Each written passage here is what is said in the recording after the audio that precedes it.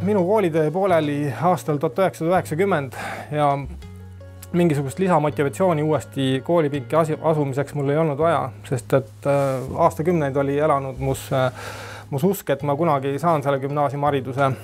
Lihtsalt ma olin esiplaanile seadnud oma pere heaolu ja oma laste hariduse. Aga ma teadsin, et minu aeg tuleb kunagi ja ma jõudsin selle ära oodata. 3 aastat tagasi asusin õppima Pärnu täiskasvanute gümnaasiumisse, mille ma siis enda jaoks ka suhteliselt edukalt või võib öelda, et väga edukalt ikkagi lõpetasin.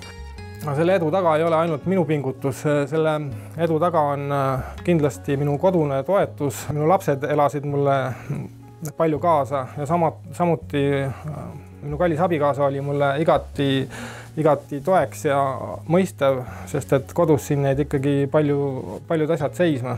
Teiseks ei osanud ma ette kujutada Pärnu täiskasvanute gümnaasiumisse õppima asudes, et ühe kooli õpetajad, üks koolipere võib olla nii toetav, mõistev ja sooja suhtumisega õpilastesse, kes näitavad üles õpitahet.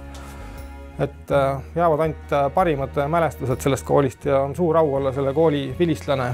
Ja kolmandaks ma tooks välja, et mul lihtsalt vedas oma klassikaaslastega, et ääretult positiivsed ja elurõõmsad inimesed. Minu haridustee jätkub Viljandi Kultuuriakadeemias. Sellest sügisest olen selle kooli õpilaste nimekirjas pärandtehnoloogia ja ehituse erialal.